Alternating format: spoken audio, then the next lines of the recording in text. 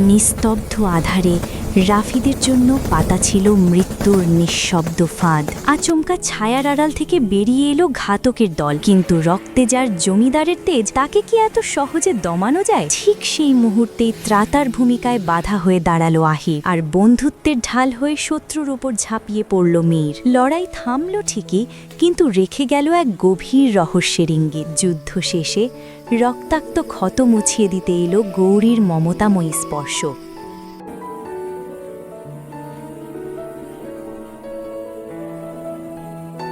যে মায়াবী বাঁধনে নিজের অজান্তেই জড়িয়ে গেল আহির। ওদিকে চাঁদের আলোয় মীরের বুকে শুধুই মা হারানোর হাহাকার, সেই গোপন কান্না নীরবে ছুঁয়ে গেল মায়ার মনকেও। রাত গভীর হলো, পুরনো স্মৃতির আবেশে সব যখন শান্ত, তখনই আহিরের চোখে জ্বলে উঠল সন্দেহের আগুন। সে বুঝল আসল খেলা এখনো বাকি।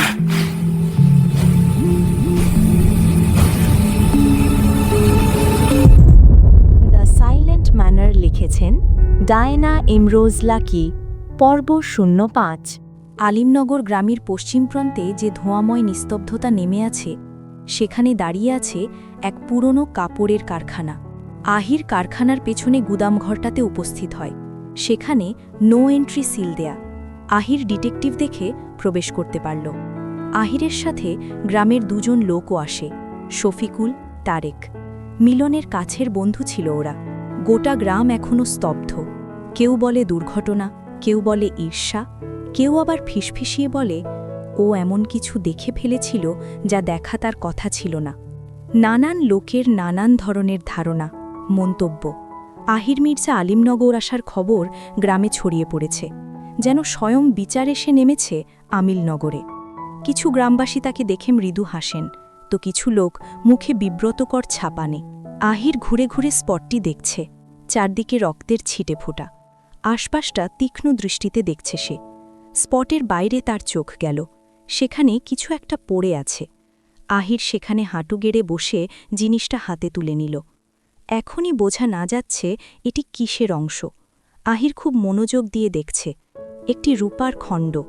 কাজে লাগতে পারে খণ্ডটি। পকেটে রেখে দিল। গুদামঘর থেকে বাইরে আসে, কারখানাটার দিকে তাকালো। গেটের ওপর লোহার অক্ষরে লেখা আলিমনগর তাঁতশালা, স্থাপিত 1889। অনেক পুরনো কারখানা। এককালে হয়তো এতটা উন্নত ছিল না যতটা বর্তমানে দেখা যাচ্ছে। নিশ্চয়ই জমিদারদের পূর্বপুরুষদের গড়া কারখানা। আহির নিশ্চিত। আহির স্তব্ধ হয়ে দাঁড়িয়ে পড়ল। শফিকুল তাকে লক্ষ্য করে বলল, বাবু, এখানে কেউ রাতে বের হয় না। আমাদের কারখানা বিকেল 5টায় ছুটি হয়। কিন্তু ওদিন রাতে আমি একজনকে এদিক থেকেই যেতে দেখেছি। কে সে? বাবু, আশরাফ, বৃদ্ধা। বেশিরভাগ সময় রাতে মাছ ধরতে যায়। ওদিন রাত 3টার দিকেই বাড়ি ফিরেছে। আমার সন্দেহ হয় ওনার আসা যাওয়ার পথ এটাই। ওনাকে এখন কোথায় পাব? বাবু, কয়েক মিনিট হেঁটে গেলেই ওনার বাড়ি। আশরাফের বাড়িতে পৌঁছে তারা। মাটির ঘর। উঠোনে বসে এক বৃদ্ধা পাখা তৈরি করছে। শীত শেষ হলেই গরম শুরু। এখনই সময় পাখা তৈরি করে রাখার। বৃদ্ধা চোখ তুলে দেখল 4 জন লোক। তিনি বসা ছেড়ে উঠে দাঁড়াতে চাইলেন, কিন্তু তার আগেই আহির তার সামনে যেয়ে বলল, চাচি, আপনার উঠতে হবে না, আমিই বসছি এখানে। আহির পাটিতে বসে। বৃদ্ধা জিজ্ঞেস করল, তোমরা কারা? আমি শহর থেকে এসেছি। কিছুদিন আগে মিলন যে খুন হলো, ওর ব্যাপারে একটু কথা বলতে এসেছি। বৃদ্ধা কথা শুনে চোখ তুলে শফিকুল, তারেকের দিকে দেখল। শফিকুল বলল, চাচাকে একটু ডাকেন, ওনার সাথেই কথা বলতে এসেছে। তখন ঘর থেকে বেরিয়ে আসে আশরাফ, কাঁধে গামছা, পরনে লুঙ্গি। আহির উঠে দাঁড়াল। আশরাফের সামনে এসে দাঁড়ায়। আশরাফ সবার দিকে একবার তাকালো, খুব উদাসীন দেখালো তাকে। আপনারা? শান্ত স্বরে প্রশ্ন করল। আমি ডিটেকটিভ আহির মির্জা। মিলনের হত্যার তদন্ত করছি। আপনার সাহায্য দরকার। আমি কেমনে তোমাগো সাহায্য করব? মিলন যেদিন খুন হয়েছে ওই দিন রাতে আপনি ওই রাস্তা থেকে এসেছেন। এমন কিছু দেখেছেন যা আপনার কাছে সন্দেহজনক মনে হয়েছে? আশরাফ কিছুটা চুপচাপ হয়ে গেল। চোখে ভয়, আতঙ্ক ফুটে উঠেছে। একজন ডিটেকটিভের চোখ থেকে এরূপ অভিব্যক্তি লুকানো মুশকিল। নির্ভয় বলুন। ওই দিন রাইতে আমি ওইখান দিয়েই আইতেছিলাম। হঠাৎ কারখানার গুদামঘর থেকে একটা কিছু ভাঙনের শব্দ আসে। আমি কৌতূহলবশত ওইখানে যাই। আর তখন একটা মেয়ের তীর্যক কণ্ঠের চিৎকার শুনতে পাই। আমি ভয় পায়া যাই। এরপর আমি চইলা আইয়া পড়ি। পরদিন শুনি মিলন নাই। আহির নিস্তব্ধ হয়ে গেল। তারেক বলল, বাবু, মেয়ে মানুষ খুন করে নাই তো? কিন্তু মিলনের সাথে তো কোনো মেয়ের সম্পর্ক ছিল না, বিবাহিত ছিল, যদি ওর বউ মারা গেছে। সন্ধ্যার দিকে আহির মির্জা পৌঁছালো পশ্চিম পাড়ার ধান ক্ষেতের পাশের এক কাঁচা ঘরে। সেটিই ছিল মিলনের ঘর। ছোট্ট মাটির দেয়াল, খাটের পাশে একটি পুরনো লণ্ঠন, জানালার ধারে রাখা একটি ছবি।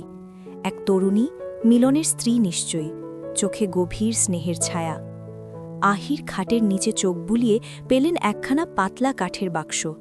খুলতেই ভেতরে কিছু কাগজ, শুকনো ফুল আর একখানা ডায়েরি। পাতাগুলো হলদে, লেখাগুলো অস্পষ্ট। বাইরে তখন সন্ধ্যা, কুয়াশা নামতে শুরু করেছে। গ্রামের গাছপালা নিস্তব্ধ, দূরে এক প্যাঁচার ডাক। আহির, তার সহকারী অরুণ, শফিকুল এবং তারেক ঘরের বাইরে বের হয়। মিলনের ঘর থেকে তেমন কিছু পায়নি। হঠাৎ দেখল দূর থেকে এক বৃদ্ধ মানুষ লণ্ঠন হাতে এগিয়ে আসছে। এসে থামে আহিরের সামনে, কাঁপা গলায় বলল, আপনি কি মির্জা বাবু? হ্যাঁ, কিছু হয়েছে? বৃদ্ধ একটু থেমে বলল, ওই মিলনের মৃত্যুর রাতে আমি জেগেছিলাম বাবু। রাত ছিল ঘন কুয়াশার। হঠাৎ গুদাম ঘরের ভেতর থেকে এক নারীর কান্নার শব্দ শুনি। তারপর যেন কেউ দরজা ঠেলল, লোহার ধাক্কা পড়ল, আর সব চুপ। ওই রাইতে আমিও ওদিক দিয়ে আসছিলাম, শহর থাইকা। নারীর কান্না? আহির বিস্ময় বলল, হ্যাঁ বাবু। আহিরের চোখে রহস্যের আভা জ্বলে উঠল। তুমি কাউকে বলেছিলে এ কথা? কে শুনবে বাবু? আহির আর কোনো প্রশ্ন করল না। বাড়ি ফেরার পালা। যতটুকু তথ্য সংগ্রহ করেছে সব মস্তিষ্কের তালিকায় সংযোগ করেছে। আজ তার তদন্তের ইতি টানল। সন্ধ্যা ঘনিয়ে ধীরে ধীরে রাতের উল্কো কিতর আধার ধেয়ে আসছে। এমন সময় রাফিদ পথে হেঁটে একা একা বাড়ির দিকে ফিরছে। রাস্তার দুই ধারে শুধু জঙ্গল, চারদিক নিস্তব্ধ, শিউলির স্নিগ্ধ শোভন গন্ধ। সে হেঁটে যাচ্ছে খুব দ্রুত পায়ে। আজ তাদের কারখানায় অনেক কাজ ছিল, যার বেশিরভাগই সে সামলেছে। আমজাদ বিকেলের দিকে বাড়িতে ফিরে যায়। রাফিদের গাড়িতে হঠাৎ যান্ত্রিক ত্রুটির কারণে নিয়ে আসতে পারেনি, অশ্বও আনেনি। উপায় না পেয়ে হেঁটেই বাড়ি ফিরতে হচ্ছে তার। আশেপাশে কাউকে দেখাও যাচ্ছে না। এমন সময় বাইরে কেউ থাকে না বললেই চলে। রাফিদ শালটা ভালোভাবে পেঁচিয়ে নেয়, আশেপাশে তাকাচ্ছে বারবার। তাৎক্ষণিক রাফিদের সামনে কিছু মুখোশধারী উপস্থিত হয়। 6 জন লোক, কারো হাতে মোটা লাঠি, কারো হাতে চাপাতি। ওদের কারো মুখ দেখা যাচ্ছে না। রাফিদ নিরস্থির। হঠাৎ তার সামনে অস্ত্র হাতে কাউকে উপস্থিত দেখে মর্মাহত হয়। রাফিদ ঠোক গিলে বেশ রেগে বলল, পথ ছাড়তে তো আই নাই, তোর জান লইতে আইসি। অনেকদিন পর বাঘে পাইছি তোরে। তোর বাপ অনেক জ্বালাইছে, তোগো পূর্বপুরুষেরাও অনেক নিকৃষ্ট মানুষ আসিল। গরিব বইলা দাম দিত না, সংস্কার বইলা আমাগো আপনজনের প্রাণ নিছো। আজ তোরে মাইরায়ের প্রতিশোধ লমু। দেহি তোর বাপ কতটা ছটফট করতে পারে। রাফিদ বলল, দেখ, আমার সাথে ঝামেলা করিস না, এতে তোদেরই লস। তখন একজন মুখোশধারী বলে উঠল, ওই, ওরে শেষ কর, বেশি কথা কয়। একজন রাফিদের দিকে এগিয়ে আসে। রাফিদ ওর দিকে চোখ তুলে তাকাতে মুখোশধারী ঝাঁপিয়ে পড়ল। ধারালো ছুরির ঝলক চোখে পড়তেই সে পাশ ফিরে গেল বজ্রগতিতে, আর আঘাতটা গিয়ে পড়ল বাতাসে। পরের মুহূর্তে রাফিদ তার ডান কনুই দিয়ে আক্রমণকারীর বুকে এমন আঘাত করল যে লোকটা ছিটকে পড়ল ফুলবাগানের ধারে। দ্বিতীয় আক্রমণকারী পেছন থেকে লাঠি ঘোরাতে ঘোরাতে এলো, কিন্তু রাফিদ নিচু হয়ে এক ঝটকায় লোকটার পা টেনে নিল। গাছের শিকড়ে আঘাত পেয়ে সে মাটিতে গড়িয়ে পড়ল। তৃতীয় আক্রমণকারী এবার রাগে চোখ লাল করে দৌড়ে এলো, ছুরি উঁচিয়ে। রাফিদ নিরস্ত্র, কিন্তু চোখে আগুন। ছুরিটা যখন প্রায় তার বুকের কাছে, সে হাত বাড়িয়ে আঘাতের দিক ঘুরিয়ে দিল, আর ছুরিটাই উল্টো ঘুরে আক্রমণকারীর হাত কেটে দিল। লোকটা চিৎকার করে উঠল। রাফিদের নিঃশ্বাস ভারী, কিন্তু চোখ স্থির। তিনজনই মাটিতে লুটিয়ে কাতরাচ্ছে। তখন একজন মুখোশধারী বলল, জমিদারের রক্ত তো ভালোই তেজ দেখছি, ওই তুই যা, বলে পাশের জনকে ইশারা করে। কিন্তু রাফিদের কাছে সেও হেরে যায়। আক্রমণকারী মাটিতে পড়ে যায়। রাফিদ ক্রোধে লোকটার উপর ভর করে বসে তার মুখ দেখতে চাইল। তখনই বাকি দুজন এসে রাফিদের পিঠে লাঠি দিয়ে আঘাত করে। এরপর তাকে ধরে ফেলে, 2 হাত শক্ত করে চেপে ধরে। রাফিদ ছুটতে পারল না। মাটি থেকে উঠে আক্রমণকারী হাতে চাপাতি তুলে নেয়। এরপর রাফিদের দিকে এগিয়ে গেল। রাফিদ হাত ছোটানোর চেষ্টা করল কিন্তু পারল না। সে চোখের সামনে নিজের মৃত্যুকে দেখতে পেল। চাপাতি হাতে আক্রমণকারী রাফিদের দিকে এগিয়ে গেল। তাকে চাপাতি দিয়ে আক্রমণ করবে ঠিক তখনই রাফিদ চোখ বুজে ফেলে। গভীর শ্বাস নিচ্ছে, ঘিমে গেছে সে, কিন্তু আশ্চর্যের বিষয় হল তার শরীরে চাপাতির আঘাত লাগেনি। সে চোখ মেলে তাকালো। চাপাতি তার পেট বরাবর ছিল ঠিকই, কিন্তু একটা ফর্সা রঙের হাত চাপাতিটি ধরে রেখেছে। তার সামনে দাঁড়িয়ে আহির মির্জা। ঠিক সেই মুহূর্তে আরও একজন হঠাৎই রাফিদকে ধরে রাখা আক্রমণকারীকে লাথি মেরে ফেলে দেয়। রাফিদ ঘুরে তাকালো, মীরকে দেখল। এক মুহূর্তেই বাতাসের গতি পাল্টে যায়। আক্রমণকারীরা রাফিদের দিকে ছুটে আসতেই আহির মির্জা ঝাঁপিয়ে পড়ে। এক আঘাতে তার কোট উড়ে যায় পাশে, আর লাথিতে ছিটকে পড়ে এক দুষ্কৃতী। মীর লাঠি ঘুরিয়ে আরেকজনের হাত থেকে অস্ত্র ছিটকে যায়। রাতের অন্ধকারে মুখোশ পরে এসেছ, এখন চেনা যাবে তোমাদের আসল মুখ, বলে মীর। রাফিদও তখন নিজেকে সামলে আবার দাঁড়িয়েছে। তিনজনের মধ্যে নীরব বোঝাপড়া। একদিকে রাফিদ, একদিকে আহির, অন্য পাশে মীর। ত্রিভুজ আকারে ঘিরে ফেলে শত্রুদের। ঝড়ের মতো লড়াই শুরু হয়। ছুরি, লাঠি, মুষ্টির ঝলকানি। বাগানের ফুল উড়ে যায়, বাতাসে ধুলো ও রক্তের গন্ধ মেশে। আহির মির্জা দ্রুত এক ঘুষিতে এক আক্রমণকারীর নাক ভেঙে ফেলে। মীরের লাঠির আঘাতে আরেকজন নিস্তব্ধ হয়ে পড়ে। রাফিদ শেষজনকে ধরে গাছের সাথে ঠেসে ফেলে গর্জে ওঠে, কে পাঠিয়েছে তোদের? লোকটা গুঁগুঁ শব্দ করে, তারপর মাটিতে ঢলে পড়ে অচেতন হয়ে। বাতাস আবার নিস্তব্ধ হয়। দূরে কুকুরের ডাকে ভাঙে সেই নীরবতা। রাফিদ নিচু হয়ে একজনের মুখোশটা খুলে দেখে তারপর ধীরে বলে ওঠে, এই খেলা বড় গভীর মীর, এখন থেকে সাবধানে থাকবে, এরা পুরনো শত্রু। মীর রাফিদের দিকে তাকিয়ে বলল, তুই ঠিক আছিস? আমি ঠিক আছি। ঘুরে তাকালো আহিরের দিকে। হাত থেকে তার রক্ত ঝরছে। মীর ও রাফিদ ছুটে আসে। মীর খুব চিন্তিত হল। আহির, তোর হাত থেকে রক্ত ঝরছে। কত আর ঝরবে, এমনিতেই থেমে যাবে, রক্তের শখ মিটলেই। অদ্ভুত, দ্রুত বাড়ি চল, বেশি রক্ত বেরোলে সমস্যা হবে, বলল রাফিদ। মীর এদিক ওদিক তাকিয়ে বলল, ওই তো একটা বাড়ি দেখা যাচ্ছে, চল ওখানে। আপাতত জায়গাটা পরিষ্কার করে কাপড় দিয়ে বেঁধে দিতে হবে। বাড়ি অবধি যেতে সময় লাগবে, ততক্ষণে অনেক রক্ত ঝরবে। রাফিদ তখন কিঞ্চিত অবাক হয়ে বলল, তোরা এখানে কেন এসেছিলি? মীর জবাব দিল, তোর আসতে দেরি বলেই এদিকে হাঁটতে হাঁটতে এসেছিলাম। আহির বলল, আমি এক্ষুনি বাড়ি ফিরছিলাম, কিন্তু গাড়ি সাথে ছিল না। আমার সহকারী গাড়িটা নিয়ে একটা কাজে দূরে গেছে। রাফিদ বলল, এখন কথা না বাড়িয়ে ওই বাড়িটায় চল, ওর রক্ত পড়া বন্ধ করতে হবে। আহির বারণ করল, কিন্তু মীর ও রাফিদ শুনল না। রাত নেমেছে ধীরে ধীরে, যেন কেউ আলতো করে কৃষ্ণ চাদর মেলে দিয়েছে আকাশ জুড়ে। চাঁদের আলো ছুঁয়ে যাচ্ছে পুরনো খড়ের চালা। মাটির দিলালে পড়ছে নরম রূপালি ছায়া। আঙিনায় একটা নিম গাছ, তাতে বাতাস লাগলে পাতা নড়ে। শাঁ শাঁ শব্দে যেন রাত কথা বলে উঠছে। দরজার সামনে রাখা মাটির প্রদীপের আগুন টিমটিম করছে, কখনো জ্বলে, কখনো নিভে যায়। দূরে কুকুরের হালকা ঘেউ ঘেউ, আর কোনো কোনো সময় বাঁশঝাড়ে ঝিঝি পোকার ডাক।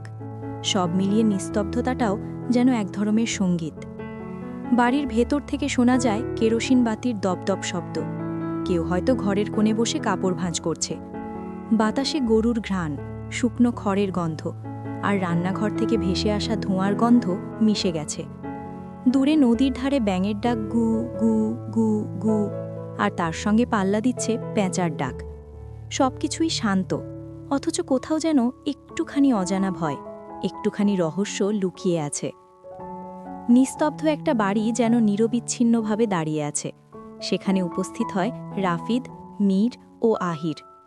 মাটির স্যাঁতস্যাঁতে ঘরটির সামনে গিয়ে রাফিদ উচ্চস্বরে ডাকে, কেউ কি ভেতরে আছেন? সাহায্য দরকার। মীর বাড়িটি চিনতে পারে, রহিমাদের বাড়ি। রাফিদ ডাকার কয়েক সেকেন্ড পর বেরিয়ে আসে রহিমা। লাঠির উপর ভর দিয়ে ঘর থেকে বেরিয়ে আসে। কোমরের ব্যথায় সোজা হয়ে দাঁড়াতে পারছে না। রাফিদ দেখল সে রহিমা। রহিমা রাফিদকে দেখে চিনতে পারে। খালা, আপনি? বাবা, তুমি এইখানে এত রাইতে? কিছু হইছে? আমরা কারখানা থেকে বাড়ি ফিরছিলাম। গাড়ি নষ্ট হয়ে যাওয়ায় হেঁটে হেঁটে ফিরছিলাম, কিন্তু মাঝপথে অন্ধকারের জন্য আমার বন্ধুর হাতটা কেটে যায়, রক্ত ঝরছে। বাড়ি অবধি যেতে অনেকটা রক্ত ঝরবে। রহিমা চোখ তুলে আহিরের দিকে দেখল। ডান হাতটা রক্তে মাখা। তোমরা বারান্দায় বসো। মীর আহিরকে নিয়ে বারান্দায় উঠে বসে। খুঁটির সাথে হারিকেন ঝোলানো। উঠোনে কিছু গাছের সাথে মশাল জ্বলছে। চারপাশটা বেশ সোনালি রঙের রঙিন দৃশ্য ফুটিয়ে তুলেছে। রহিমা ঘরের দিকে তাকিয়ে উচ্চস্বরে ডাকল, গৌরী, জমিদার বাড়ির এক বাবুর হাত কাইটা রক্ত ঝরতাছে।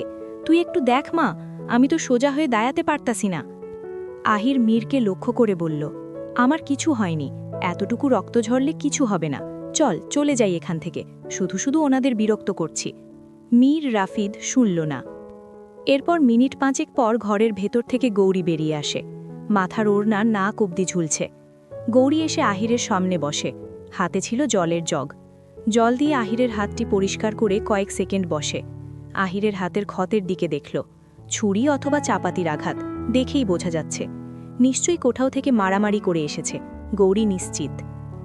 গৌরী আহিরের হাতটি ভালোভাবে পরিষ্কার করে নেয়। এরপর সেখানে চা পাতা বাটা দিল। আহির কিছুটা ব্যথা পেল। গৌরী চা পাতা দিয়ে তার ওপর একটা সাদা রঙের কাপড় দিয়ে হাতটা পেঁচিয়ে বেঁধে দেয়। মীর গৌরীকে লক্ষ্য করে বলল, শুক্রিয়া, আপনি না থাকলে হয়তো ওর শরীরের সমস্ত রক্ত ঝরেই যেত। আসি তাহলে আমরা, বলে উঠে দাঁড়াল। আহির স্তব্ধ নজরে চেয়ে রইল গৌরীর দিকে। গৌরী দূরে সরে দাঁড়ায়। আহির, রাফিদ, মীর রহিমাদের বাড়ি থেকে চলে আসে। আহির যেতে যেতে বারবার পেছন ঘুরে দেখল। রাত বাড়ছে। রাতটা যেন রূপলি। চাঁদ মাথার ওপর জ্বলছে, তার আলো পড়ছে জমিদার বাড়ির পুরনো ছাদের ওপর। খড়ের চালা, পুরনো টালি, দোতলার জানালা, সবকিছু যেন ভিজে উঠেছে শান্ত আলোয়। চারদিক নিস্তব্ধ, তবু এই নীরবতার মধ্যেই আছে এক অদ্ভুত মিষ্টি সুর। ঝিঝি পোকার ডাক, দূরে ধানের ঝিরিঝিরি শব্দ, আর মাঝে মাঝে হালকা বাতাসের ছোঁয়া। আঙিনায় বড় একটা মিম গাছ, তার পাতা থেকে টুপটাপ শিশির পড়ছে, আর তার নিচে একটা পুরনো পাথরের বেঞ্চ। সেখানে বসে আছে আহির, রাফিদ। দূরে গরুর খামার থেকে হালকা ঘণ্টার আওয়াজ ভেসে আসে, ঠন ঠন ঠন। গরুগুলো ঘুমাচ্ছে নিশ্চিন্তে, তাদের নিঃশ্বাসের শব্দটাও যেন এই রাতের অংশ। বারান্দার এক কোণে স্ফটিক ঝাড়বাতিটা জ্বলছে মৃদু আলোয়। বাড়ির দোতলার একটা ঘরের ভেতর থেকে ভেসে আসছে লালন গীতি, কারো মিষ্টি কণ্ঠে গাওয়া, খুব নিচু স্বরে। সব লোকে কয় লালন কি জাত সংসারে। সেই সুরটা ঘুরে বেড়ায় উঠোন জুড়ে, চাঁদের আলোয় মিশে যায় ধীরে ধীরে। সুরটি আহির কানে এসে বাঁধে। জিজ্ঞেস করল, কে গাইছে? রাফিদ বলল, দাদি, তার লালন গীতি পছন্দ। বাগানের বিভিন্ন গাছের ডালে হালকা বাতাস লাগে, পাতা দোলে আলতো করে। রাতরানীর গন্ধ ছড়িয়ে পড়ছে চারদিকে। মনে হয় যেন গোটা বাড়িটাই ঘুমাচ্ছে সেই গন্ধে মাতাল হয়ে। ঘরের ভেতর থেকে শেফালি বেরিয়ে আসে, হাতে 2 কাপ চা। চুপচাপ এসে রাফিদ ও আহিরকে চা দিয়ে যায়। ধীরে ধীরে সময় গড়ায়। আহির বলল, চল, বাড়ির পেছনে পুকুর পাড় থেকে ঘুরে আসি। বাড়ির পেছনের পুকুরে জলের উপর চাঁদের প্রতিফলন, যেন 2টি চাঁদ একে অপরের দিকে তাকিয়ে আছে। বক পাখি ঘুমিয়ে আছে ঘাটের ধারে। জলের হালকা ঢেউ পড়ছে সিঁড়ির ধাপে ধাপে। রাতের এই প্রশান্তি এমন যে মনে হয় জগতের সব অস্থিরতা যেন বাইরে কোথাও থেমে গেছে। এই বাড়ির ভেতর শুধু বাতাসের গন্ধ, মাটির শান্তি, আর একটা পুরনো সুর বাজছে খুব নরমভাবে, যা শুনলে মনটা নিজের অজান্তেই নিস্তব্ধ হয়ে যায়। কিন্তু আহির খুব চিন্তিত। ঘাটের পাড়ে 2 জন বসে পাশাপাশি। রাফিদ একটা সিগারেট ধরালো, আহিরের দিকেও একটা ধরিয়ে দিল। সন্ধ্যায় তখন তারা 3 জন বাড়িতে ফিরলে আমজাদ তাদের অবস্থা দেখে কিছু বুঝতে পেরে অনেকবার জিজ্ঞেস করেছিল, কিছু হয়েছে তোমাদের? মীর তখন সত্যটা লুকিয়ে মিথ্যা বলেছিল আমজাদকে। শালুক আহিরের হাতের অবস্থা দেখে দুঃখ প্রকাশ করে। সে তখন বলেছিল ডক্টরের ব্যবস্থা করছে, কিন্তু আহির নাকচ করল। মীর তাদের মাঝে এখন উপস্থিত নেই। রাফিদ এবং আহিরকে বাড়ি অবধি পৌঁছে দিয়ে কোথাও একটা চলে যায়, কাউকে কিচ্ছু না বলে। আহির সিগারেটের ধোঁয়া ছেড়ে বলল, মীর কোথায় গেছে? হয়তো দিঘির পাড়ে। কেন? নাচনেওয়ালির উত্তরের আশায়। আহির শুনে হাসে। রাফিদ পুনরায় বলল, ও মেয়ে প্রেমের প্রস্তাবে রাজি হবে না, আমি জানি। কেন? আহির রাফিদের দিকে তাকালো। এই গ্রামের সাধারণ মানুষেরা মনে করে জমিদার বংশের সাথে সম্পর্ক তৈরি করতে হলে তাদেরও উচ্চ বংশের হতে হবে। ধারণা তো সঠিক। আজ তুমি যদি একজন সাধারণ মেয়েকে বিয়ে করতে চাও, তোমার পরিবার সেটা মেনে নিবে? রাফিদ নিঃশব্দে হেসে বলল, পরিবার, সংস্কার, নিয়মনীতির জন্য কত সম্পর্ক ভেঙে যাচ্ছে, যেখানে ভালোবাসার মানুষ দুটো একে অপরকে চাইলেও পূর্ণতা পায় না। পরিবার, সমাজ পূর্ণতা পেতে দেয় না। পেছন থেকে তাদের কথোপকথন শুনে নিয়ে বুলবুল সে সময় না নিয়ে দ্রুত পায়ে হেঁটে মায়ার ঘরে যায়। মায়া ঘরে একা ছিল। তাকে বুলবুল জানায়, শুনেছি মীরবাবু মাস্টারের মেয়ের কাছে চিঠির উত্তর আনতে গেছে। ছেলেটা মোটেই সুবেদার না, গ্রামের কোনো মেয়েকে বিয়েও করবে না, শুধু শুধু মজা নিতেছে সহজ সরল মেয়েগুলোর সাথে। দেখবে না পা, তার কপালে মেয়ে জুটবে না। মামা বুলবুলের কথার কোনো প্রতিক্রিয়া করল না। বুলবুল মায়ার কোনো প্রতিক্রিয়া না পেয়ে ঘর ছেড়ে বেরিয়ে যায়। মায়া তাকিয়ে আছে শূন্য মনে আকাশপানে। বুলবুল যেন কাটা ঘায়ে নুনের ছিটা দিয়ে গেল। মায়ার মনটা বিষিয়ে উঠল, চোখে জল জমল। জলের ফোঁটা গড়িয়ে গালে পড়তেই হাত দিয়ে মুছে ফেলল। তখন হঠাৎ হাউ শব্দে মায়া লাফিয়ে ওঠে। তাকিয়ে দেখল মীর। আপনি এত রাতে এখানে? দেখতে আসলাম তোমার জ্বর কমল কিনা, দেখি তো জ্বর কমেছে কিনা বলে মায়ার কপালে হাত দিয়ে জ্বর দেখতেই মায়া সরে গিয়ে বলল, আপনার অধিকার নেই আমার শরীর স্পর্শ করার, পরপুরুষ আপনি। ও আচ্ছা, তোমাকে ছুতে বুঝি দলিল লাগবে।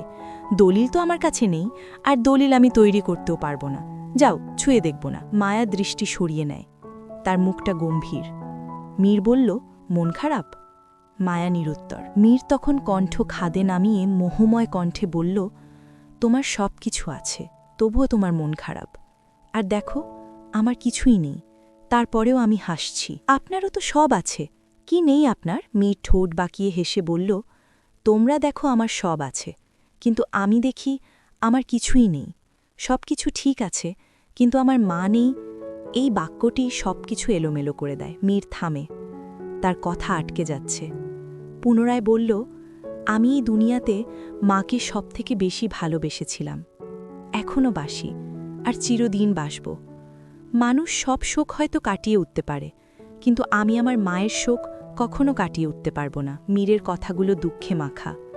মায়া দেখল মীরের দিকে, তার চোখে জল। মীর জানালার পাশে দাঁড়ায়, শান্তভাবে বলল, আমার সামনে কোনো মা তার সন্তানকে আদর করলে, স্নেহ করলে আমার খুব কষ্ট হয়। আমি বুঝতে দেই না, কিন্তু হয়। আমার সব আছে, টাকা পয়সা, বাড়ি গাড়ি, কিন্তু তারপরেও আমি শূন্য, কারণ আমার মা যে নেই। ভাবতেই অবাক লাগে, যে মানুষটির গর্ভে আমি ছিলাম, যার দুগ্ধ পান আমি করেছি, আমি হাসলে যে হাসত, আমি কাঁদলে যে কাঁদত, সে মানুষটার দুনিয়াতে নেই। মীর থেমে কয়েক সেকেন্ড চুপ থেকে বলল, আমি এই দুনিয়াতে মাকে সবথেকে বেশি ভালোবেসেছিলাম, এখনও বাসি, আর চিরদিন বাসব। মানুষ সব শোক হয়তো কাটিয়ে উঠতে পারে, কিন্তু আমি আমার মায়ের শোক কখনো কাটিয়ে উঠতে পারব না। পেছন থেকে তাদের কথোপকথন শুনে নিয়ে বুলবুল সে সময় না নিয়ে দ্রুত পায়ে হেঁটে মায়ার ঘরে যায়।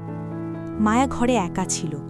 তাকে বুলবুল জানায়, শুনেছি মীরবাবু মাস্টারের মেয়ের কাছে চিঠির উত্তর আনতে গেছে। ছেলেটা মোটেই সুবেদার না, গ্রামের কোনো মেয়েকে বিয়েও করবে না, শুধু শুধু মজা নিতেছে সহজ সরল মেয়েগুলোর সাথে। দেখবে না পা, তার কপালে মেয়ে জুটবে না। মামা বুলবুলের কথার কোনো প্রতিক্রিয়া করল না। বুলবুল মায়ার কোনো প্রতিক্রিয়া না পেয়ে ঘর ছেড়ে বেরিয়ে যায়। মায়া তাকিয়ে আছে শূন্য মনে আকাশপানে। বুলবুল যেন কাটা ঘায়ে নুনের ছিটা দিয়ে গেল। মায়ার মনটা বিষিয়ে উঠল, চোখে জল জমল। জলের ফোঁটা গড়িয়ে গালে পড়তেই হাত দিয়ে মুছে ফেলল। তখন হঠাৎ হাউ শব্দে মায়া লাফিয়ে ওঠে। তাকিয়ে দেখল মীর। আপনি এত রাতে এখানে? দেখতে আসলাম তোমার জ্বর কমল কিনা, দেখি তো জ্বর কমেছে কিনা বলে মায়ার কপালে হাত দিয়ে জ্বর দেখতেই মায়া সরে গিয়ে বলল, আপনার অধিকার নেই আমার শরীর স্পর্শ করার, পরপুরুষ আপনি। ও আচ্ছা, তোমাকে ছুতে বুঝি দলিল লাগবে। দলিল তো আমার কাছে নেই, আর দলিল আমি তৈরি করতেও পারবো না। যাও, ছুঁয়ে দেখব না। মায়া দৃষ্টি সরিয়ে নেয়। তার মুখটা গম্ভীর। মীর বলল, মন খারাপ? মায়া নিরুত্তর। মীর তখন কণ্ঠ খাদে নামিয়ে মোহময় কণ্ঠে বলল, তোমার সব কিছু আছে, তবুও তোমার মন খারাপ। আর দেখো, আমার কিছুই নেই, তারপরেও আমি হাসছি। আপনারও তো সব আছে, কি নেই আপনার? মীর ঠোঁট বাঁকিয়ে হেসে বলল, তোমরা দেখো আমার সব আছে, কিন্তু আমি দেখি আমার কিছুই নেই। সব কিছু ঠিক আছে, কিন্তু আমার মা নেই। এই বাক্যটি সব কিছু এলোমেলো করে দেয়। মীর থামে, তার কথা আটকে যাচ্ছে। পুনরায় বলল, আমি এই দুনিয়াতে মাকে সবথেকে বেশি ভালোবেসেছিলাম, এখনও বাসি, আর চিরদিন বাসব। মানুষ সব শোক হয়তো কাটিয়ে উঠতে পারে, কিন্তু আমি আমার মায়ের শোক কখনো কাটিয়ে উঠতে পারব না। মীরের কথাগুলো দুঃখে মাখা।